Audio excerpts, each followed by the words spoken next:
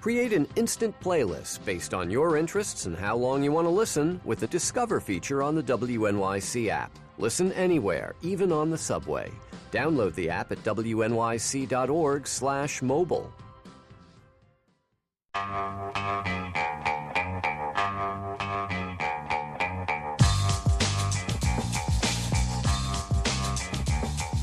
Brian Lehrer on WNYC. And in the era of big data, beware of big data lies and errors. That's the advice of Pomona College economics professor Gary Smith in a new book called Standard Deviations, Flawed Assumptions, Tortured Data, and Other Ways to Lie with Statistics. Gary, welcome to WNYC. Hi, Brian. Thanks for having me. And you've got a lot in here, from debunking the idea of a ball player going on a hot streak to a study that claims women can choose to give birth on Valentine's Day. And what a lot of it seems to come down to is you want to shake our faith in patterns. You write that we underestimate how easily patterns can be created by random events, by good and bad luck. You have a good example?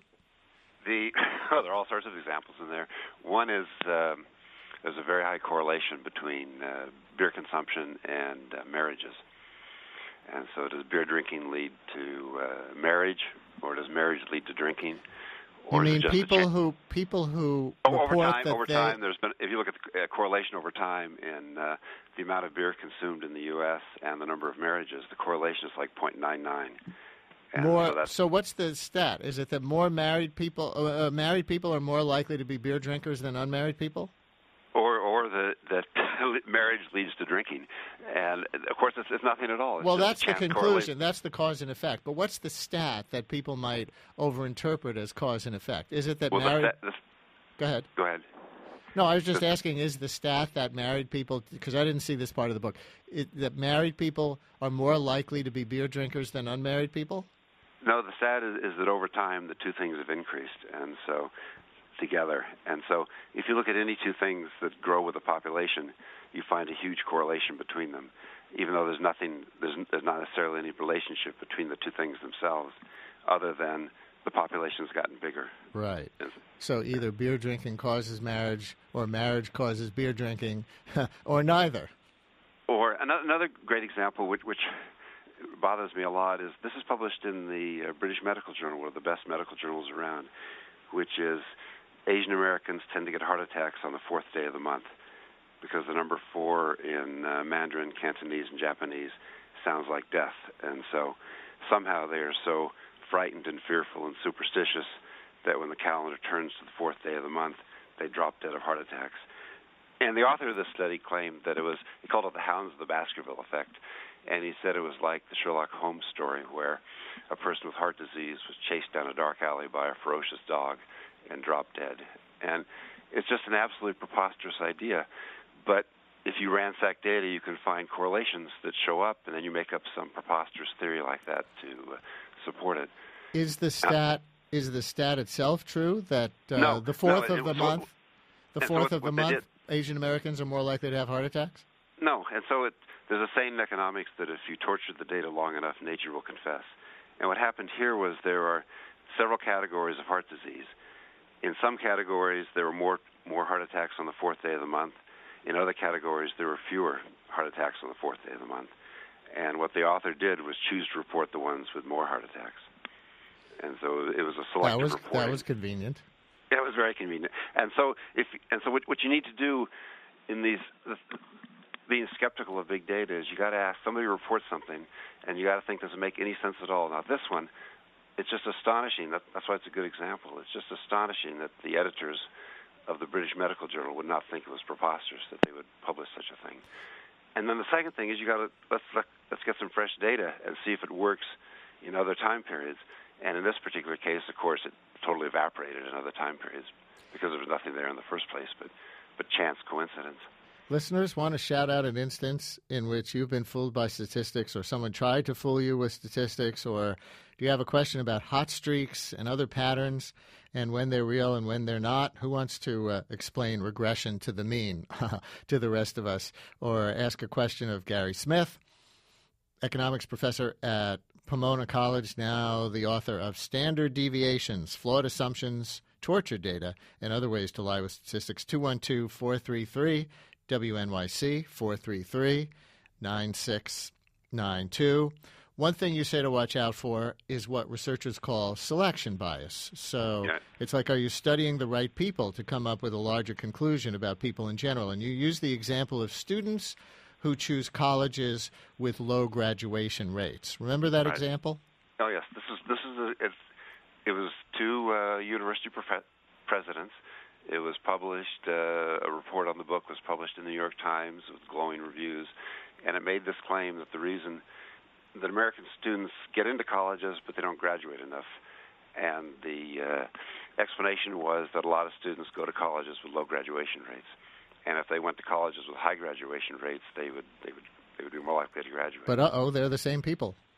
Yes, and so if they chose to go to certain colleges, I don't know if I should name names, or they choose to go to certain colleges with low graduation rates and avoid other colleges, perhaps there's a reason for that.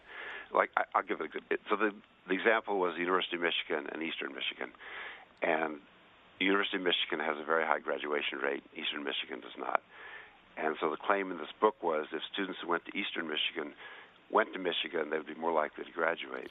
Well, of course, it's a different college, and the students it's harder. University of Michigan, so they may be less likely to graduate. On the other hand, we don't know if the University of Michigan has a better formula for getting their kids through than Eastern Michigan, just from that stat. Maybe it does. And so it's a self-selection because they chose to go to Eastern Michigan. Maybe there's a reason.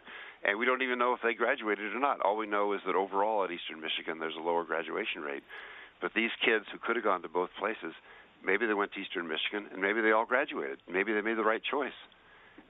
And so it's self-selection bias when people choose to do things, and you see them doing it, and you say, it must be what they did that caused the result. Right. Another example is the risk there is that a family or a policymaker might make a bad decision based on that selection bias data. The state of Michigan may decide to defund Eastern Michigan State or whatever they call that school because it has a low graduation rate. Or a family may decide to send their kid to Michigan instead of Eastern Michigan when that individual might actually have a lesser chance of graduating. Another example was a study of beer drinking by college students. And some sociologist went around to bars around campus, and he noticed that people who ordered beer by the pitcher tended to drink more than people who ordered beer by the glass. And so he concluded that if they banned pitchers, students would drink less. And obviously there's self-selection bias they would drink the students who choose the pitchers plan to drink a lot. And if you make them buy it by the glass, they're still going to drink a lot. And at the end of his career, the author of the study admitted that that's not a viable way to control college drinking. Students who drink alone are less likely to order beer in pitchers. We've now figured it out.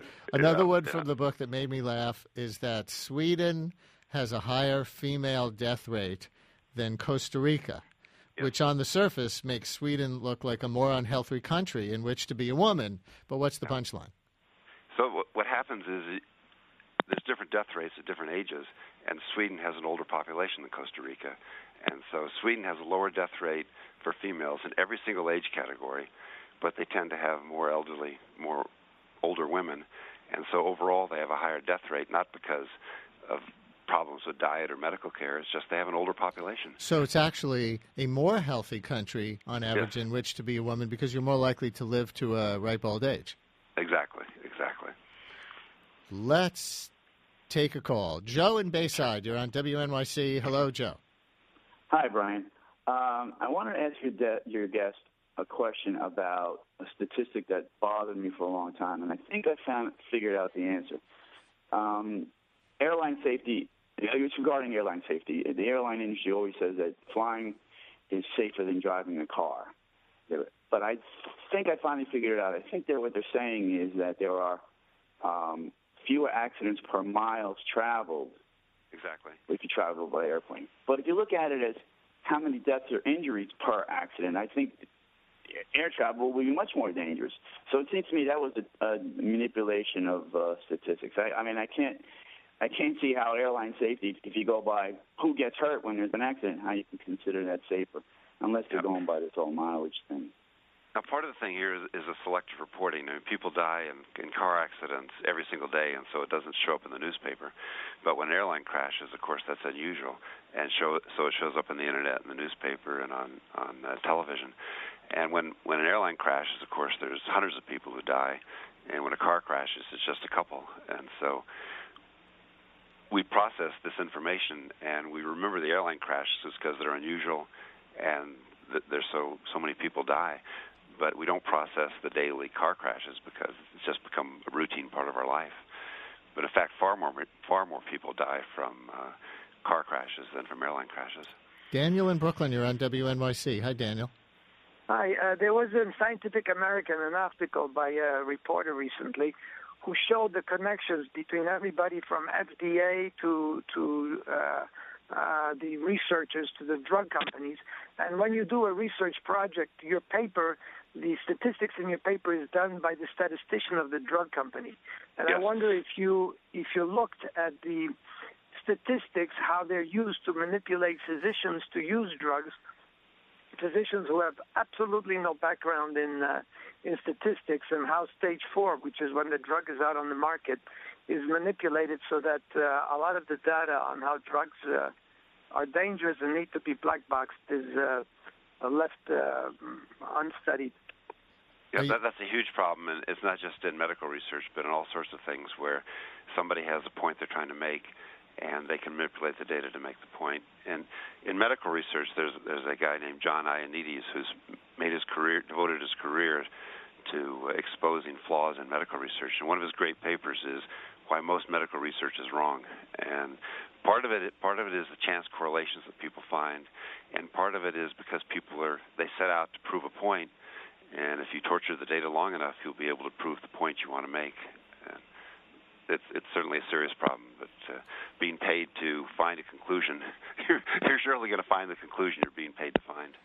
In fact, when I was taking epidemiology in grad school, I remember one of the very first things that the professor taught us was, she said, all right, if you're going to start looking at a study, a scientific study, what's the first thing you should look at? And people are thinking, let's see, should I look at the conclusion? Should I look at the sample size? Should I look at the data set? And what do you think she said was the first thing you should really look at? Who paid for the research? Who paid for the research, exactly.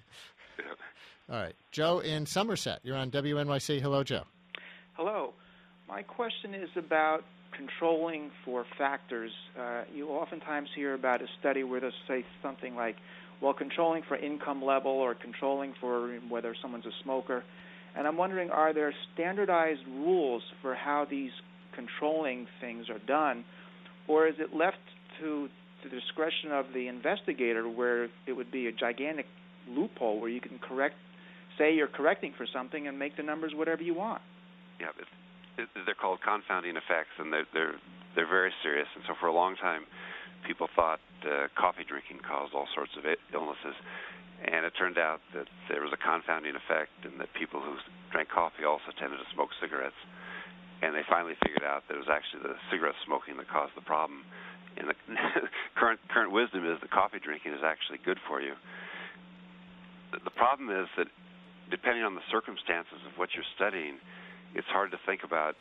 There's no rigid rules about, no template for what are the confounding effects. Is it gender? Is it age? Is it race?